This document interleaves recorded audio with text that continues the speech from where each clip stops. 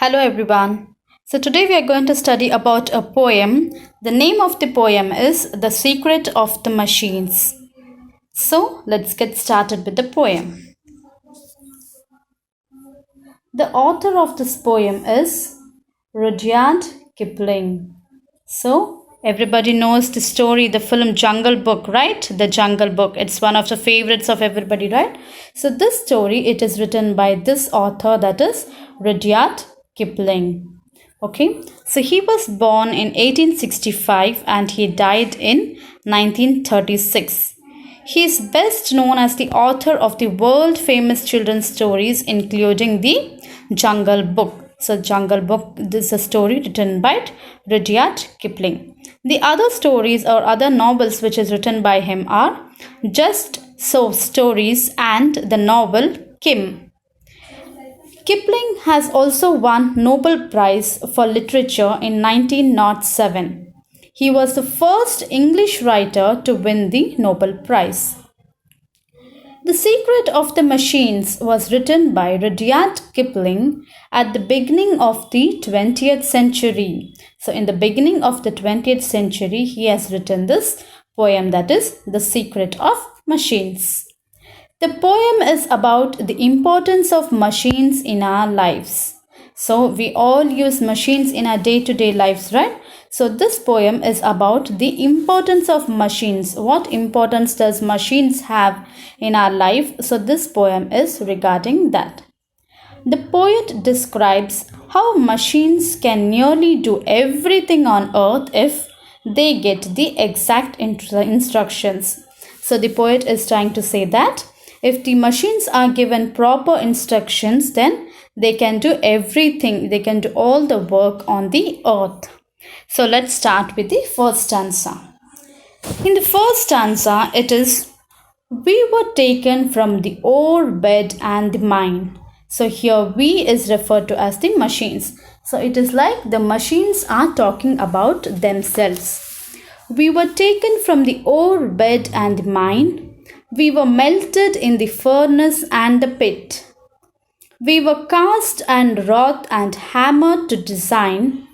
We were cut and filed and tooled and gauged to fit. Some water, coal, and oil is all we ask, and 1/1000th of an inch to give us play. And now, if you will set us to our task, we will serve you 4 and 20 hours a day. So in the first para, it is all said about the manufacturing or the making of a machine. How is a machine manufactured from the start till it starts working? So it is, the machines are explaining how they are machined, what all is being done for them to make it a perfect machine. So the first line says, we were taken from the ore bed and the mine. Here, the ore bed and the mine refers to the raw materials. The raw materials which we get, the sources which we get, for example, metal, coal. These are all the raw materials which we get. So they are just raw and we have to make something out of it. So they are taken as a raw material first. We were melted in the furnace and pit. So the iron ore or iron metals which are taken from the raw materials, they are melted. They are melted in the furnace. Furnace is nothing but a burning place where it has been melted. So he says that the machine says that they have been melted in the furnace and the pit. So you can see here, so this is a furnace and a pit. It is a very huge machine in which the raw materials, the raw ions are being melted with a very high flame so that they can be put into a proper shape. The third line says that we were cast and wrought and hammered to design. So it says that after heating us, we have been hammered. We have been wrought means this, it has been put into a very good shape in a skillful manner. It is put into a shape in a very good shape for which they are hammered is nothing but hammering. You take the hammer and you hammer it, right? When it is hot, when you hammer it and make it into a shape, it takes its actual shape in the same design. So it says that after melting it in the furnace, it is cast is giving it a shape. It is put into wrought and it is hammered to design. We were cut and filed and tooled and gauged to fit. So he said that after hammering and everything, after putting us into a design, we have been cut wherever it is unnecessary, wherever there should be a cut, they have been cut, they have been filed. Filing is nothing but filing a thing, object to make it in a smooth way.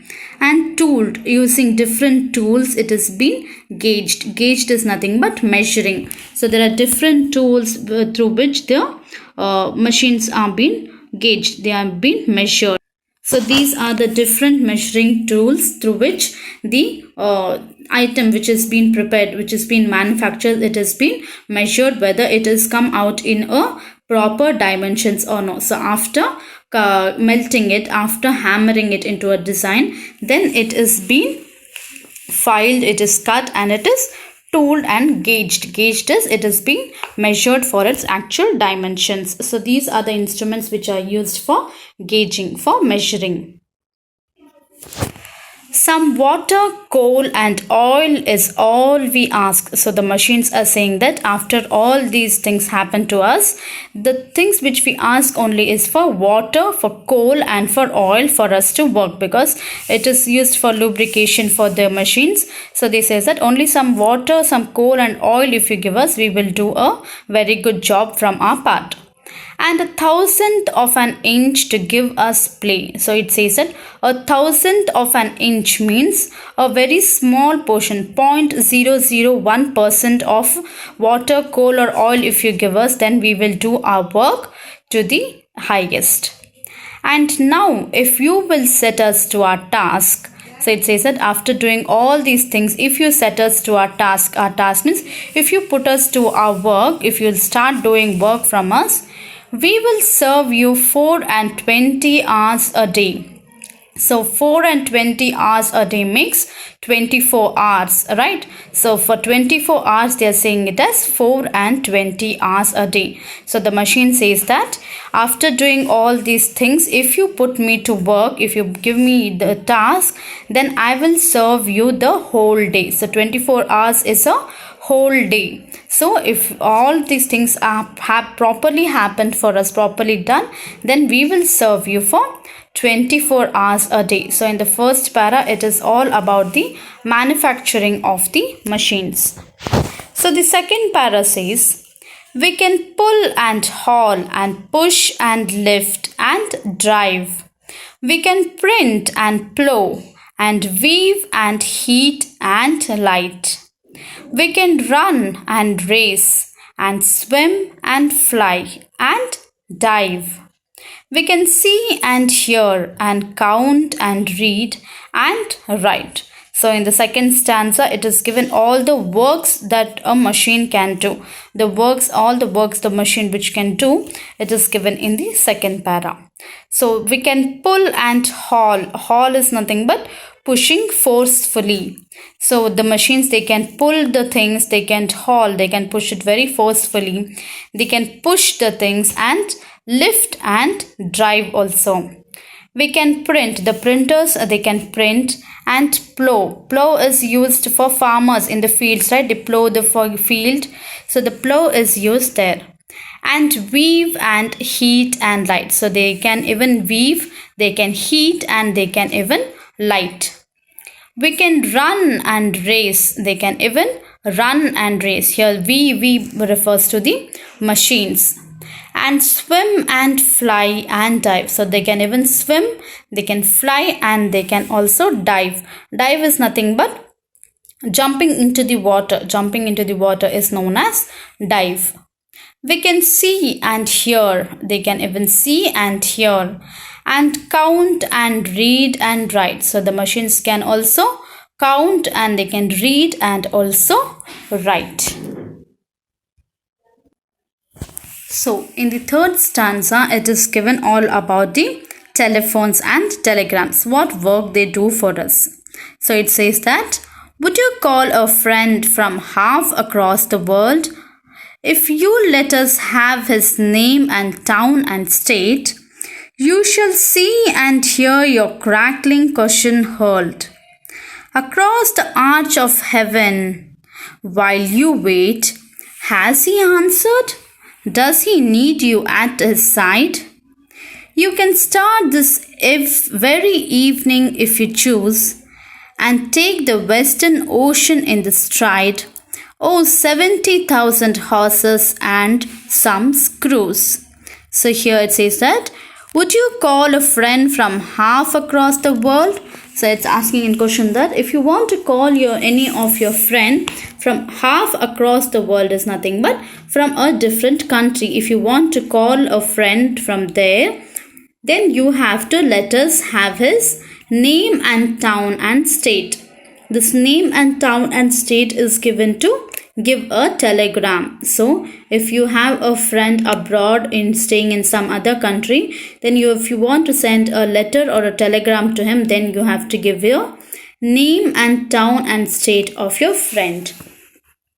You shall see and hear your crackling question heard. So it says that you can see, you can hear all the thrown something with great force. You can see and hear whatever your questions are, you can ask them across the arch of heaven while you wait. So he says that in ancient days, across the arch of heaven while you wait is nothing but in ancient days there were no telephones, there were no telegrams. So if you wanted to if you want to see or if you wanted to hear any of your questions, then you had to wait for a very long time. Has he answered? Does he need you at his side? So he says that if you want to give a telegram or if you want to make a phone call, you have phones available now, you have telegrams. For that you have to only give your name, your town and your state.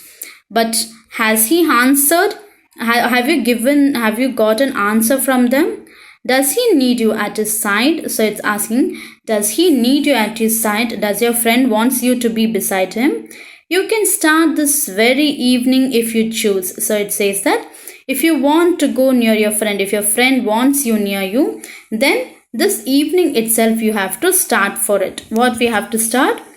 Take the western ocean in the stride. So here western ocean, here it is referred as the ship or a train or a helicopter or an aeroplane. You have to take it and you have to go to the other country. Stride is nothing but a long step. You have to take a long step to go near your friend.